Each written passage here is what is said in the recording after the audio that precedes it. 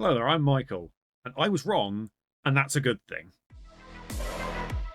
Happy Star Wars Day, everyone. The one day a year where I'm okay saying the date backwards. Any other day, I want to call it the 4th of May.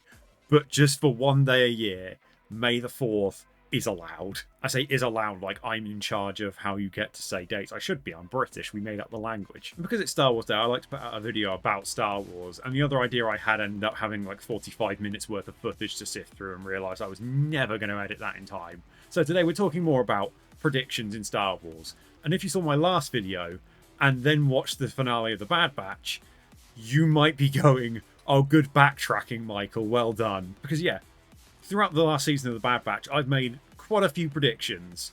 Most of them were very wrong. And you know what? I'm happy about that. I want to be wrong. Being wrong is the better scenario, I think. Because if I predicted everything right, the season's going to be a bit boring. Maybe asking, just how wrong were you? Like, we might know about the one thing I got wrong if you watch, like I said, watch the last video. But I've also been doing Bad Batch bingo throughout the season. I wrote down 16 predictions before the start of the season, and I've been counting up how many of them I got right, and the answer is 3. 3 out of 16. There is one that you will see notice is marked in orange, because technically, yes, it's probably wrong to claim that they said it was true, but they never actually denied that Omega is force sensitive. They left it intentionally ambiguous. One of the themes you'll notice throughout a lot of these predictions is that I was predicting a very bleak season. I was predicting a lot of things to go wrong and only very few to go right. And evidently, the creators of the show wanted to go in a much different direction to that. They ended up in a much happier place than I was expecting, or as happy as you can be with the Empire, existing, as it inevitably would by the end, as it already did at the beginning. Obviously, some of these, less serious than others. Like, let's be honest, Zeb showing up was not an expectation. I mean, we got Kanan, we got Hera. When Zeb's turn? But here's the thing. With me expecting, to a certain extent, a lot of the sad things to happen, and then the writers deciding that they want to commit to something more positive, is not a bad thing. They had an idea for the story. They went with that idea and that theme and committed to it and told the story in that way. And that is much better than doing shock, sad things just to try and get an emotional reaction. Would I have liked to have maybe got more than 3 out of 16? Sure. But again, much more than 3 out of 16, and it probably becomes a bit of a boring season. Like I said, if it becomes predictable, then the show probably loses its fun. For example, one of my favourite parts of The Bad Batch is, for as sad as it was, just because of the emotional reaction it got, Plan 99 at the end of Season 2 with Tech. And I think a big part of why that was such an emotional thing was that it wasn't some expected thing that was going to happen. It, to a certain extent, came a bit out of nowhere. Apart from them obviously developing Tech to become my favourite character over the course of Season 2, just to then rip him away, just to make it hurt even more. It wasn't just Bad Batch bingo. Like I said, I've referred to my previous video talking about the potential identity of CX2, where I gave them all scores out of 10, and the correct answer was in there. I gave it a 2 out of 10, but it was in there. And here's the thing. I'm not mad that I was wrong. At all. I was never going to be. That's the thing that I think is important when going to making these predictions, is you have to be ready to be wrong, because you probably will be. If you decide that something is only good because you were right, you're not watching something to enjoy the story. You're watching something to prove a point. And I feel like that's where you start to lose the fun of watching things. Yeah, having something happen that you couldn't have predicted because it was nonsensical, that wouldn't be as fun. For example, had Boba Fett been CX2, there's a reason I gave that a 0 out of 10. Notice it was the only one I gave a 0 out of 10. I only included it because it was an idea I saw. I was like, why the hell did someone guess this? But you'll also notice I didn't give anything a 10 out of 10. I was never going to give something a 10 out of 10, because I'm never going to claim something's definitely going to happen.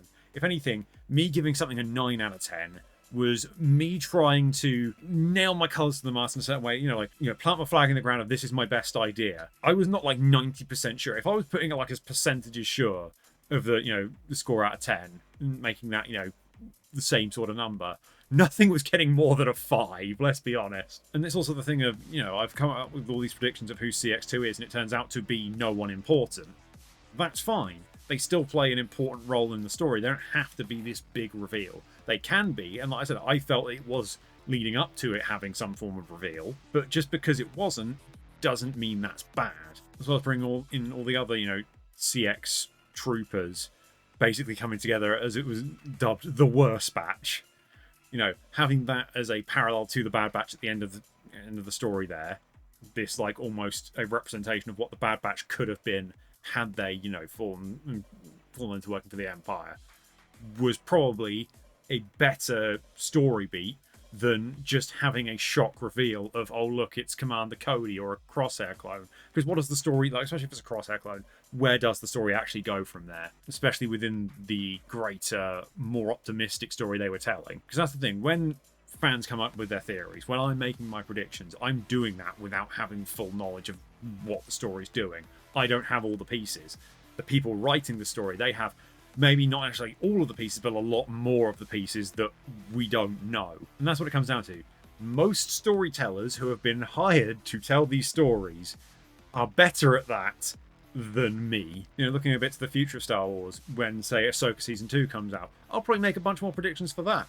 I will probably get most of them wrong, and that will be fine, because Dave Filoni knows what he's doing better than I do. Dave Filoni deciding what's going to happen in Star Wars is a much better idea than letting me do it. And this is to say, don't predict anything because you're going to get it wrong. It's terrible. Predicting stuff is fun. There's a reason I do it. There's a reason lots of people do it, because they care about these stories. They're interested and invested in these stories.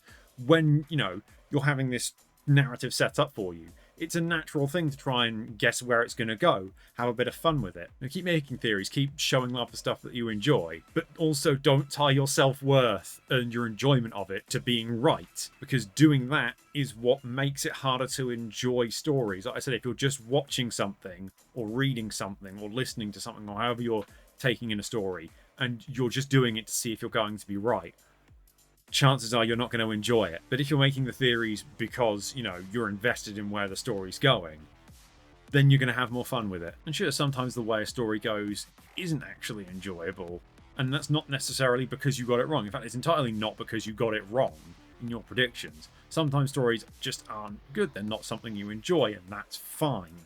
You don't have to enjoy everything either. Enjoy what you want to enjoy. Don't enjoy what you don't want to enjoy is the simple message there. As well as, if someone enjoys something that you don't enjoy, that's fine. If someone doesn't enjoy what you enjoy, that's also fine. There's all sorts of stuff that comes out at the moment where a lot of people I see like, I don't like that, that's terrible. I'm like, I thought it was fun. There is no objective scale of whether a story is fun or not.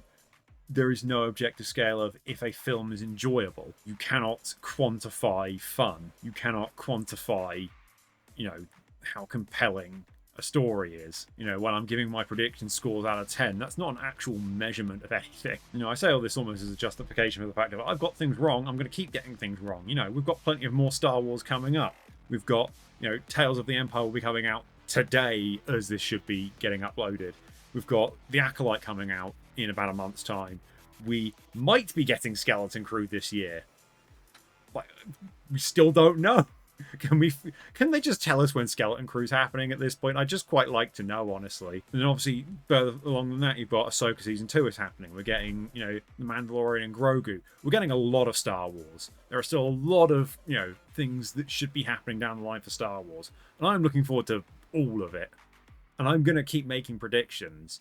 And I'm going to keep getting them wrong. And I want to keep getting them wrong because I want to be surprised by things. But I also want to get some things right because I do want the stories to, have some level of being able to figure out where things are going. So in summary, I'm bad at predictions. Keep getting things wrong. May the Force be with you. I'll see you again, at least next year, for Star Wars Day, where I'm sure I'll be back to explaining why Admiral Akbar is the greatest person to ever exist ever. And also, Akbar's still not dead. Also, that ridiculously long video I said I was working on, that's still going to happen, don't worry. It was not happening in time for Star Wars Day.